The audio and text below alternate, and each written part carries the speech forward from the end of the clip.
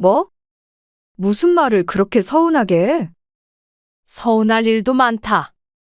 이제 너희 뒷바라지 하는 거 그만하려고 한다. 내가 더 이상 내 인생이 우선순위에 없고 네 인생이 우선이 된 것 같아. 너희가 내 도움에 익숙해진 것처럼 나도 그게 습관이 돼버려서 이번엔 뭘 도와줄까? 어떻게 하면 네가 덜 힘들까 찾아다녔는데 그게 널 위한 게 아니었나 보다. 나도 엄마한테 서운한 거 많어. 근데도 그런 얘기 안 하잖아. 그래, 너는 뭐가 그렇게 서운한데? 아니, 급해 죽겠는데 애들 안 봐준 적도 있잖아. 그리고 우리도 불편한 거 감수하고 있는 거야. 어디 외식하거나 놀러라도 가려고 하면 엄마 신경 쓰이고, 뭐 준다고 집에 오면 애 아빠도 불편할 때도 있고, 가까이 사는데 우리도 당연히 불편하지. 그래. 네 말대로 이게 다 너무 붙어 살아서 그런 거 같아. 차라리 내가 이사를 가련다. 뭐? 이사? 아니, 이사까지 가는 건 너무한 거 아니야? 우리 도와주기 싫어서 엄마가 도망가 버리는 것 같잖아. 도와달라고 하는 자식들도 문제지만 다 큰 자식을 놓지 못하고 붙들고 있던 나도 문제였겠지. 죽이 되든 밥이 되든 애들은 너희들이 돌봐봐. 나도 언제까지 너만 품에 안고서 서운하다 어쩐다 하면서 늙고 싶지 않어. 너도 그런 부모는 부담스럽잖아. 엄마! 이렇게 딸 마음에 대못 받고 가면 후회해. 너야말로 앞으로 살면서 누가 너를 이렇게까지 챙겨줄 것 같니? 나 죽으면 그때 가서 눈물 흘리지나 말어라. 딸로 인해 마음이 차갑게 식어버린 오늘 이야기 속 주인공은 65세 김여순 씨입니다. 외동딸을 위해 무엇이든 희생할 수 있었던 김 씨는 그 희생이 얼마나 무의미했고 그 희생이 도리어 어떻게 부모 자식 지간을 갈라놓았나 생각하니 후회가 막심했습니다. 자식 고생하는 꼴을 볼 수 없었던 부모의 마음이 자식을 오히려 망쳐놓은 듯 했습니다. 마르지 않는 사랑을 받기만 한 자식은 그 사랑이 당연했고 더 큰 사랑을 주지 않는다고 불평을 했습니다. 그리고 그 시발점이 딸이 결혼을 하면서 김 씨와 가까운 곳에 살게 된 것이었죠. 애구머니나 벌써 애들 어린이집 끝날 시간이 됐네. 반찬을 만들다가 문득 시계를 보았더니 벌써 3시가 지나 있었습니다. 15분 뒤면 어린이집에서 손주가 하원을 하죠. 그리고 손주는 외할머니인 김 씨가 데리러 가야 했습니다. 손에 낀 비닐 장갑을 서둘러 빼고는 앞치마를 벗었습니다. 해놓은 반찬을 소분해서 반찬통에 넣고는 뚜껑을 탁 닫았습니다. 그리고 시계를 힐끔거리며 신발을 신고 집을 나섰죠. 그렇게 김 씨가 향한 곳은 바로 옆에 있는 아파트 정문이었습니다. 김 씨의 집 앞이 아닌 옆 아파트 앞에 어린이집 차가 서는 이유는 그곳이 김 씨 딸 한영지가 살고 있는 곳이기 때문입니다. 어린이집 차에서 두돌된 어린아이가 선생님 품에 안겨내렸습니다. 그리고 이어서 똑같이 두돌된 아이도 뒤따라 내렸습니다. 아장아장 걷는 3살 아이들은 쌍둥이 손녀들이었습니다. 김 씨는 아이들을 데리고 자신의 집으로 돌아왔습니다. 저녁에 딸이나 사위가 아이들을 데리러 올 때까지 김 씨가 돌봐야 했습니다. 3살짜리 아이는 이제 걷기 시작하기 때문에 손이 많이 갔습니다. 그 덕에 김 씨의 집거실은 신혼부부 집처럼 매트가 깔려 있었고 가구 모서리마다 푹신한 스티커들이 붙어 있었죠. 한시라도 눈을 떼면 다치기 십상이었고 둘이서 쉬지 않고 말썽을 부리기 때문에 하루에 4시간 정도 데리고 있는 것이지만 쉬운 일이 아니었습니다. 우리 이쁜 지우랑 선우 배고프지? 할미가 맛있는 거 해줄게. 저녁까지 먹이면 김 씨의 할 일이 끝납니다. 엄마, 나왔어. 퇴근한 딸이 문을 열고 들어왔습니다. 시간을 보니 7시 반쯤이었습니다. 대체로 7시가 넘어야 딸이든 사위든 퇴근해서 돌아왔습니다. 오늘은 딸이 먼저 오게 된 모양이었죠. 우리 딸 고생했다. 밥은? 집에 가서 애 아빠랑 먹을게. 그래. 반찬 해놨으니까 가져가. 덜어놨어. 그러자 딸이 부엌으로 들어갔습니다. 냉장고는 왜 또 열어봐? 거기 식탁 위에 있는데. 아, 그거 말고 뭐 좀 가지고 갈 거 없나 해서 그렇지. 너희는 장을 안 보니? 왜 매번 엄마 냉장고를 뒤져? 뭐하러 장을 봐? 여기서 가져가면 되는 걸. 김 씨는 기가 막힌 웃음을 짓긴 했어도 딸을 말리지는 않았습니다. 한두 번 있는 일도 아니었고 그럴 줄 알고 넉넉하게 장을 봐두기 때문이었습니다. 김 씨가 아이들을 봐주는 대신 딸에게 한 달에 50만 원씩 받고 있는데 늘 이런 식으로 지출을 하니 그 돈은 안 받는 것이나 마찬가지였습니다. 또 짐을 바리바리 싸들고 나가는 딸 때문에 아이들은 김 씨가 유모차를 끌고 데려다 줘야 했습니다. 딸이 차를 타고 가도 애들 둘의 짐까지 옮기기는 힘들기 때문이죠. 같은 아파트는 아니어도 서로 끝동에 살아서 실제 거리가 무척 가까웠습니다. 걸어서 5분 정도면 서로의 집에 도착할 수 있었습니다. 조서방 오면 밥 잘 챙겨 먹고. 알았어. 얼른 가봐. 그래, 쉬어라. 딸네 집에 아이들을 데려다 주고 돌아오니 김 씨는 녹초가 되어 있었습니다. 소파에 누워서 긴 한숨을 쉬었습니다. 시간은 8시가 훌쩍 넘었고 이제 슬슬 배가 고파지기 시작했죠. 딸에게 해주고 남은 반찬으로 대충 끼니를 때웠습니다. 몇 시간 보는 것도 힘들지만 그래도 지금은 전에 비해선 훨씬 나은 상황이었습니다. 쌍둥이들이 태어난 지 얼마 안 됐을 때는 온종일 김 씨가 갓난아기들을 돌봐야 했으니 말이죠. 그 당시는 하루하루가 전쟁터 같았습니다. 큰 병이 없어도 알아놓을 수 있구나 하는 걸 경험했습니다. 하나도 아니고 어린아기를 둘을 동시에 보는 것은 중노동 중에 중노동이었습니다. 도망가고 싶었던 때가 한두 번이 아니었을 정도니 어느 정도 짐작이 가겠죠. 왜 이렇게 딸 부부를 혼자 뒷바라지하느냐 묻는다면 이유가 있었습니다. 딸의 시집이 바로 제주도이기 때문입니다. 사위의 가족들 모두 제주도에 살고 있고 사위만 혼자 떨어져 서울에서 직장을 다니고 있었습니다. 그래서 딸이 시집 식구들을 보는 게 1년에 몇 번 되지 않았습니다. 그러다 보니 딸 부부 뒷바라지는 모두 친정엄마인 김씨목 씨였습니다. 사부인이 계셔서 제가 안심이 돼요. 저희는 워낙 멀리 떨어져 있어서 애들을 챙기지 못하니까요. 사부인이 신경 좀 써주세요. 제주도에 있는 안사돈이 쌍둥이가 태어났을 때 올라와서 김 씨에게 한 이야기였습니다. 안내. 걱정 마세요. 오며 가며 들여다볼게요. 저는 사부인이 부러워요. 가까이 살면서 애들이랑 좋은 시간도 보내고 손주들도 자주 보고요. 자주 놀러 오세요. 사실 김 씨가 딸과 가까이 살게 된 것은 김 씨의 의지는 아니었습니다. 결혼 준비나 이세 계획을 하는 과정에서 자연스럽게 김 씨네 집과 가까운 곳으로 신혼집을 정하게 되었습니다. 하지만 가까워도 너무 가까웠습니다. 엄마, 정말 다행하냐? 친정부모는 가까울수록 좋고 시부모는 멀수록 좋다는데 우리나라에서 나보다 더 좋을 수는 없잖아. 친구들이 다 부러워하더라고. 그 당시에는 김 씨도 딸과 함께 웃었지만 이제는 더 이상 웃을 수 없게 되었습니다. 다들 김 씨와 딸이 가까이 사는 것에 만족하는 것 같았지만 김 씨 입장에서는 꼭 좋은 것만은 아니었습니다.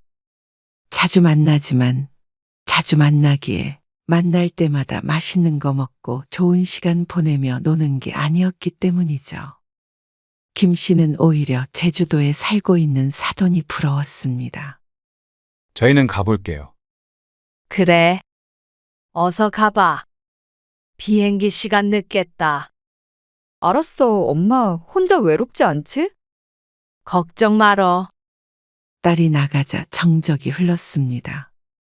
평소 같았으면 아이를 맡기지 않는 일이 드물기 때문에 쉬게 되어 얼씨구나 했겠지만 이렇게 명절 같은 때에는 홀로 남겨지는 게 반가운 일은 아니었습니다.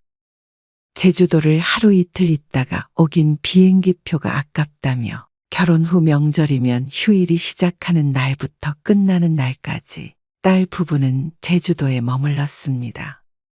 어차피 차례를 지내는 것은 아니었지만 다들 떠들썩한 명절에 같이 떡국 한 그릇 먹을 가족도 없다는 것이 쓸쓸한 기분이 들었습니다. 전화했었어? 못 봤네.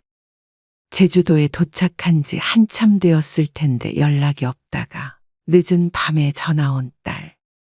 잘 도착했는지 궁금해서. 밥은 먹었어? 진작 먹었지. 나 식구들이 부른다.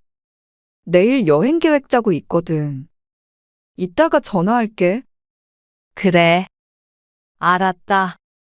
평소엔 평일이고 주말이고 없이 딸내 대신 애보고 집안일 해주느라 정신없는 하루하루를 보내는데 이런 휴일에는 정작 혼자 어디도 못 가고 집에서 외톨이처럼 있었습니다. 대부분 휴일에는 딸이 제주도에 내려가거나 제주도 식구들이 올라오거나 하기 때문에 김 씨가 딸 부부와 여행을 갈 기회는 없었습니다. 이럴 때 보면 뒷바라지하는 사람 따로 좋은 시간 보내는 사람은 따로 있는 듯 했습니다.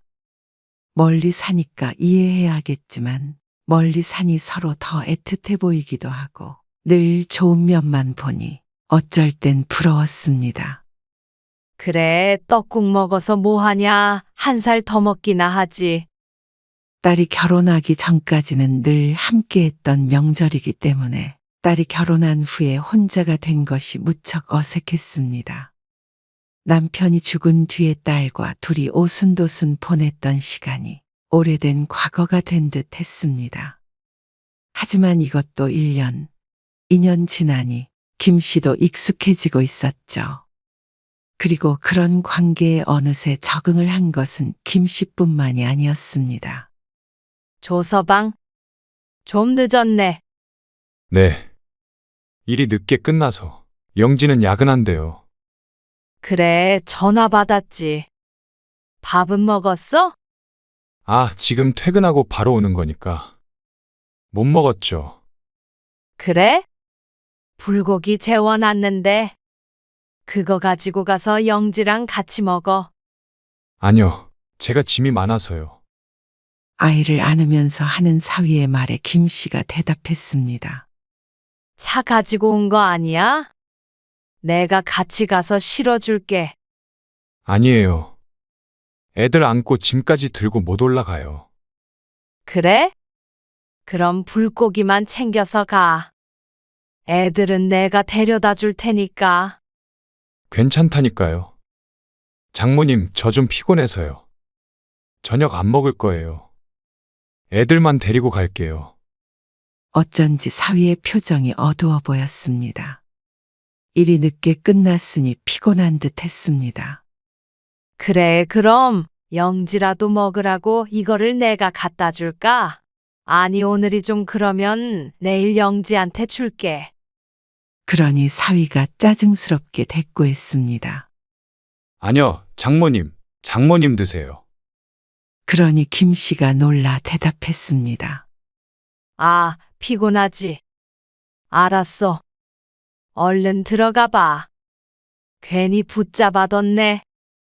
그런데 사위가 뒤돌아섰다가 걸음을 멈추더니 다시 김 씨를 바라보며 말했습니다. 그리고 장모님, 이렇게 매번 안 챙겨주셔도 돼요. 애들 데리고 갈 때는 짐도 많고 너무 번거로워요. 그리고 다 먹지도 못하고요. 아, 그래. 알았어. 그렇게 사위는 아이들만 데리고 집을 나섰습니다. 그 말투는 어찌나 차갑고 나서는 발걸음은 어찌나 찬바람이 쌩부는지 김 씨가 사위에게 큰 잘못이라도 한 듯 보였습니다. 일하느라 힘든 부부를 위해 뭐라도 더 챙겨주고 싶은 마음이었는데 그게 귀찮고 불편한 듯 했죠. 아무래도 딸은 살림살이에 신경 써서 가져가지 말래도 냉장고를 뒤져서라도 챙겨가지만 사위 마음은 다를 수 있었습니다. 김 씨는 머쓱하기도 하고 서운하기도 했습니다. 처음엔 애들도 봐주고 살림도 도와주니 늘 고맙다고 하던 사위도 김 씨가 도와주는 것이 익숙해지자 당연한 일이 되는 것은 순식간이었습니다. 지난번에도 한번 그러더니 이번에도 짜증을 내며 아이들만 홀랑 데리고 돌아가 버리는 사위. 김 씨의 머릿속이 복잡해졌습니다. 의기소침해지기도 하고 말이죠. 딸은 그런 김 씨의 속도 모르고 늦은 밤 전화를 했습니다. 엄마, 오늘 불고기 준다고 하지 않았었어? 아, 조서방이 짐이 많다고 그래서. 아, 그럼 엄마가 갖다 주면 되잖아. 밥도 못 먹었는데 또 언제 차려서 먹으라고. 조서방이 됐다 그래서 안 갖다 줬지. 아, 배고파 죽겠는데. 싫다는데 어쩌냐. 앞으로 주지 말라는데. 뭐? 주지 말라 그랬다고. 애 아빠도 잘 먹는데 왜 그랬지? 기분도 안 좋아 보이던데. 쌩하니 가버렸어. 좀 섭섭하더라. 에이, 늦게까지 일하느라 피곤해서 그랬겠지. 아무튼 알았어. 끊어. 밥 먹어야겠다. 딸도 야속했습니다. 딸이 이러니 사위도 김 씨에게 마음껏 짜증을 내는 것이겠죠. 마음이 뒤숭숭했습니다. 김 씨도 처음엔 좋아서 도와줬던 것이지만 이제는 자신이 엄마인지 부모인지 아니면 식모인지 헷갈릴 지경이었습니다. 그리고 며칠 뒤 주말이었습니다. 엄마, 오늘 우리 집에 좀 와서 애들 봐줘. 딸에게서 전화가 왔습니다. 토요일 오전이 되면 딸이 아이들을 김 씨네 집에 두고 가기도 했고 이렇게 김 씨를 부르기도 했습니다. 집으로 와. 집이 좀 엉망이야, 엄마. 어디 가길래 그래? 엄마 오늘은 안 돼. 친구들 좀 만나고 오려고 했는데. 사실 친구들은 핑계였고 마음이 싱숭생숭해서 혼자 생각을 좀 하고 싶었습니다. 그런데 딸은 막무가내였습니다. 친구, 무슨 친구? 약속 있으면 미리 말해주지. 내일 만나면 안 되는 거야? 너는 어디 가는데 그래? 아니, 가까운 데 좀 가서 바람 쐬려고 했지. 그렇다고 우리가 일요일에 놀러 갈 순 없잖아. 다음 날 출근해야 하는데? 김 씨는 깊은 한숨이 나왔습니다. 주말엔 아이들을 맡기는 게 일상이 되어버리다 보니 이런 일이 비일비재했습니다. 엄마도 좀 엄마만의 시간을 갖자. 오늘만 봐줘, 그럼. 결국 1시간 뒤 김 씨는 쌍둥이들과 씨름을 하고 있었습니다. 딸의 뜻대로 됐습니다. 주말 오전부터 하루 종일 아이들 돌보고 엉망이라는 집도 치우다 보니 무언가 잘못된 현실을 깨닫게 되었습니다. 늘상 하던 일이 오늘따라 버거웠습니다. 저녁엔 외출도 못하고 주말에도 마음대로 나다니지도 못하니 감옥에 있는 것이나 다름이 없는 생활이었습니다. 그렇다고 딸이나 사위는 더 이상 고마워하지도 않는 듯하고 말이죠. 그래서 김 씨는 작은 결심을 하게 되었습니다. 주말 동안만이라도 스스로만의 시간을 갖기로 했습니다. 평일이야 어쩔 수 없다지만 주말엔 딸과 사위가 충분히 아이들을 돌볼 수 있는 상황이었습니다. 그 다음 주말이 되었을 때 딸은 연락도 없이 아이들을 데리고 김 씨네 집으로 찾아왔습니다. 그리고 똑같은 부탁을 해왔고 김 씨는 거절했습니다. 왜 또? 이번에도 친구 만나? 아니, 좀 쉬려고. 쉰다고? 그래. 몸이 너무 지친다.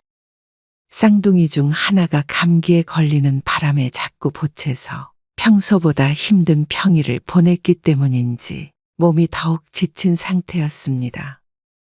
거절하려고 마음은 먹었지만 몸이 좋지 않은 것은 애써 지어낸 거짓말은 아니었습니다. 뭐 하면서 쉬려고? 그냥 아무것도 안 하고 누워서 좀 쉬게. 아니, 엄마. 아무것도 안 하고 쉴 거면 그 시간에 애들 봐주면 되잖아. 애들이랑 놀면서 쉬면 되지. 어디 가는 것도 아니면서 왜 안 봐준다 그래?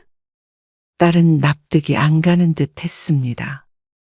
집에 있으면서도 아이들을 봐주지 않은 적이 한 번도 없었기 때문이었습니다. 엄마도 내내 고생했는데 주말이라도 좀 해방되자. 해방. 뭐, 우리 애들이 엄마를 가더나? 좀 서운하네. 속이 이미 꼬였는지 딸이 짜증스럽게 말했습니다. 그래서 주말 내내 안 된다는 거야? 평일에 봐줄게. 그러자 딸은 대답도 하지 않고 아이들을 데리고 돌아갔습니다. 쾅하고 문 닫는 소리가 크게 울렸습니다. 그리고는 딸은 삐진 듯 주말 내내 연락이 없었습니다.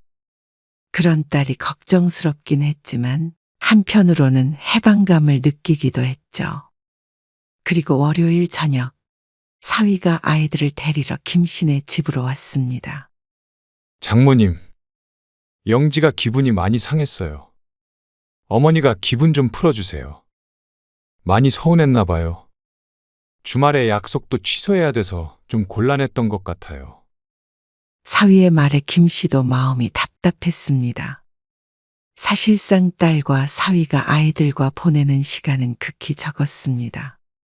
그런데 어쩌다 못 봐준다는 소리에 이런 반응이니 숨이 막혔죠.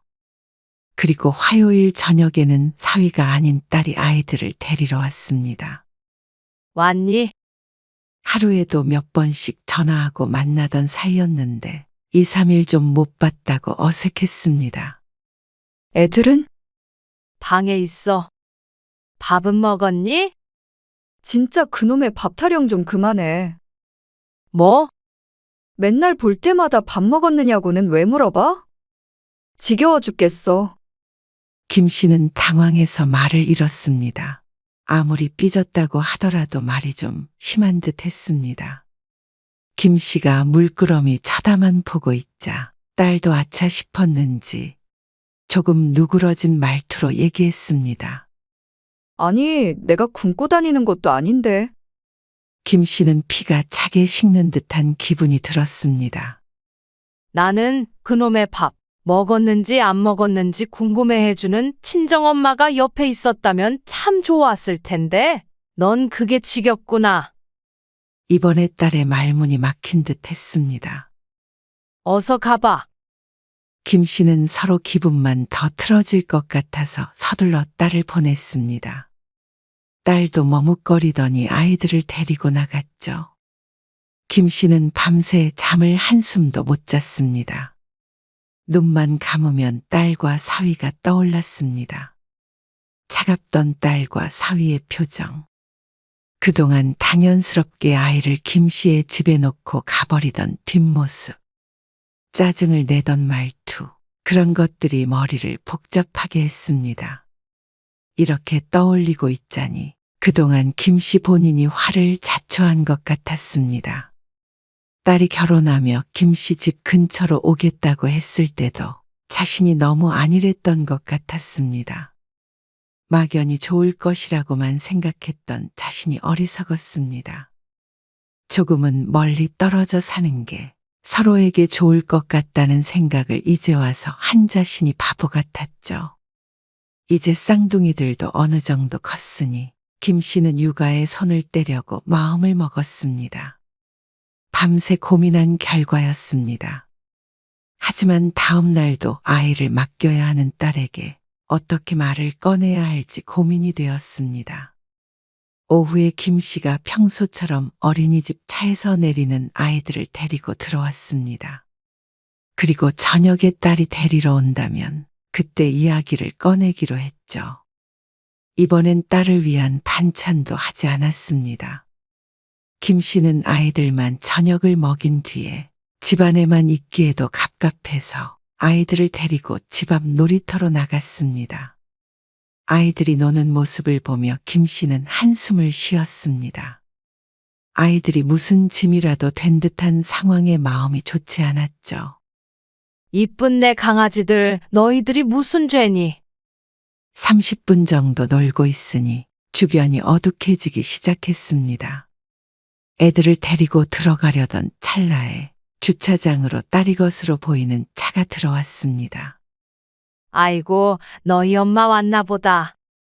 아이들 옆에 쪼그려 앉아있던 김 씨가 일어났는데 딸의 차를 뒤이어 사위도 도착했습니다. 웬일로 같이 퇴근했나 보네. 아이들 엉덩이에 묻은 모래를 털어주고 있는데 주차를 한 딸과 사위가 차에서 내렸습니다. 그리고는 놀이터를 향해서 함께 걸어왔죠. 아참 제주도에서 전화 왔어. 딸의 목소리가 들렸습니다. 마침 주변에 아무도 없어서인지 목소리가 무척 또렷했습니다. 엄마가 당신한테? 왜? 무슨 일 있으시대? 아니, 그게 아니라 이번에 어머니 허리 다치셨었잖아. 근데 걱정된다고 전화하셨어. 우리 엄마는 어디 아픈 데 없냐고. 그래? 근데 그건 갑자기 왜? 어머니가 아프시니까 나중에 우리 엄마 아프면 우리가 모시고 살아야 하는 거 아니냐고. 물어보시더라고. 아, 엄마는 왜 그런 말을 했대? 벌써부터 그런 걸 걱정을 해. 그래서 당신은 뭐라 그랬어? 그냥 우리 엄마 건강하다고. 그리고 나중에라도 모시고 살지는 않을 거니까 걱정하지 마시라고 했지. 그래? 진짜 그럴 생각이야? 어떻게 모시고 살아? 가까이 사는데도 불편하고 서운할 때 많은데. 같이 살면 비극이지. 대신 당신도 나중에 시부모님 모시고 살자고 하지 마. 공평하게. 그럴 리가 있어? 나는 누나도 있고 형도 있는데. 어쨌든 우리끼리 잘 살면 되니까 서로 대리효도 바라면서 싸우고 그러지 말자고. 지척에 김 씨가 있는 것을 눈치채지 못했는지 딸과 사위의 대화는 김 씨를 위한 배려가 없었습니다. 김 씨도 어처구니가 없었습니다. 딸에게 부양받기를 바란 적도 없었지만 그래도 딸의 입에서 나오는 말에 기분이 상하지 않는다는 뜻은 아니었습니다. 필요할 때 알맹이만 쏙 빼먹고 늙으면 내팽개치려는 모양이었습니다. 설령 그게 아니더라도 김 씨는 그렇게 생각이 될 수밖에 없었습니다. 엄마, 입구에 가까워지자 그 앞 놀이터에 서 있는 김 씨를 발견했는지 딸과 사위가 놀랐습니다. 왔니? 장모님, 왜 나와 계세요? 바람 쐬러 나왔다. 김 씨가 잡고 있던 애들 손을 딸과 사위에게 쥐어주었습니다. 이대로 차 타고 바로 가면 되겠다. 그리고 나는 내일부터 좀 쉬련다. 무슨 말이야? 엄마도 좀 자유시간 좀 가지려고. 갑자기? 그러면 우리 애들은? 딸이 인상을 찌푸렸습니다. 너희 둘이 맞벌이 하면 애들 어린이집에 더 둬도 되잖아. 요즘은 늦게까지도 맡길 수 있다던데. 아니, 그럼 그 일찍부터 저녁 늦게까지 애들이 계속 어린이집에 있어야 되잖아. 그래도 이제 힘들어서 못하겠다.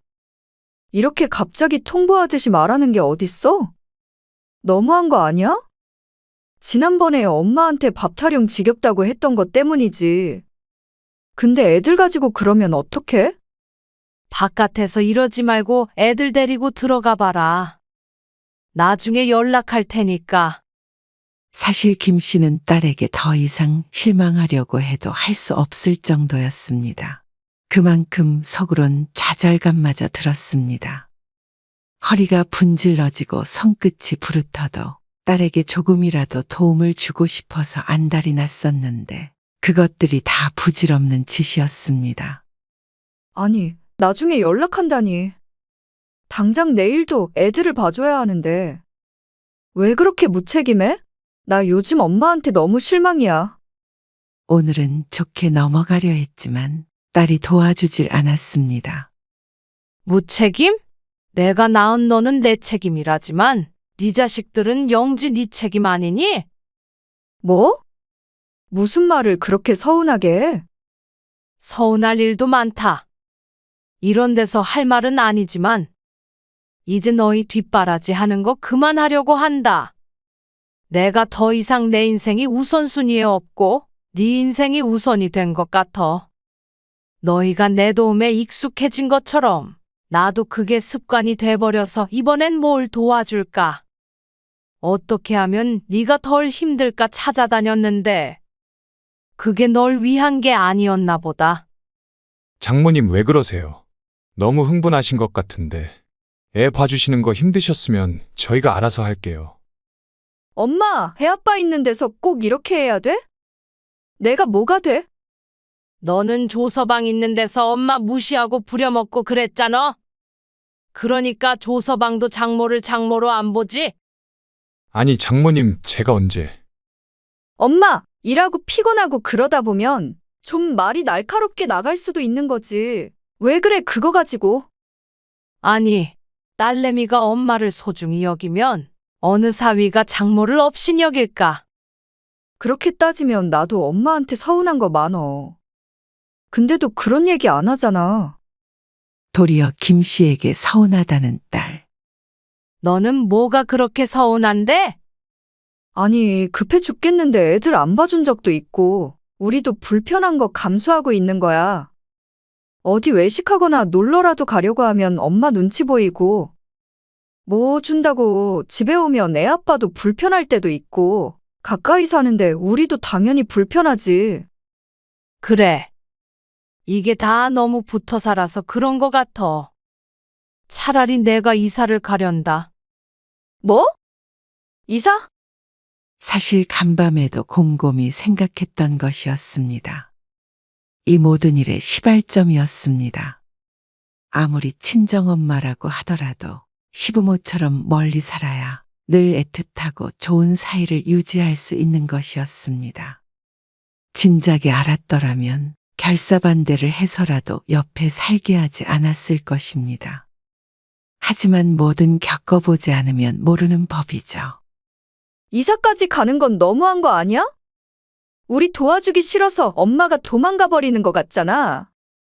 도와달라고 하는 자식들도 문제지만 다 큰 자식을 놓지 못하고 붙들고 있던 나도 문제였겠지. 죽이 되든 밥이 되든 애들은 너희들이 돌봐봐. 나도 언제까지 너만 품에 안고서 서운하다 어쩐다 하면서 늙고 싶지 않어. 너도 그런 부모는 부담스럽잖아. 딸은 헛웃음을 지었습니다. 아마도 김 씨가 빈말을 하는 것이라고 생각하는 듯 했습니다. 하지만 앞으로 오며 가며 어쩌다 한 번씩 딸을 도와줄 수는 있겠지만 이사만큼은 꼭 가야겠다고 마음을 먹었습니다. 엄마, 이렇게 딸 마음에 대못 받고 가면 후회해. 독하게 말을 내뱉는 딸에 김 씨의 마음이 헛헛해졌습니다. 소태를 삼킨 듯 입안도 썼습니다. 너야말로 앞으로 살면서 누가 너를 이렇게까지 챙겨줄 것 같니? 나 죽으면 그때 가서 눈물 흘리지 말어. 김 씨가 먼저 뒤돌아섰습니다. 딸과 지척에 산다고 했을 때 누군가는 부러워했고 누군가는 걱정스러워했는데 아마도 자신은 잘못된 결정을 한 듯했습니다. 하지만 좀 더 늦기 전에 자식과의 적당한 거리를 되찾아야겠다고 생각했습니다. 딸도 당장엔 버겁고 힘들어도 결국엔 이것이 김 씨도 딸도 서로에 대한 사랑을 잃지 않는 방법이 될 것 같았습니다. 그리고 김 씨는 해를 넘기기 전에 딸과 1시간 떨어진 곳으로 이사를 했습니다. 이제 둘의 사이가 어떻게 될지는 지켜봐야 할 문제겠죠. 하지만 적어도 더 이상 나빠지지 않을 것임을 김 씨는 장담했습니다.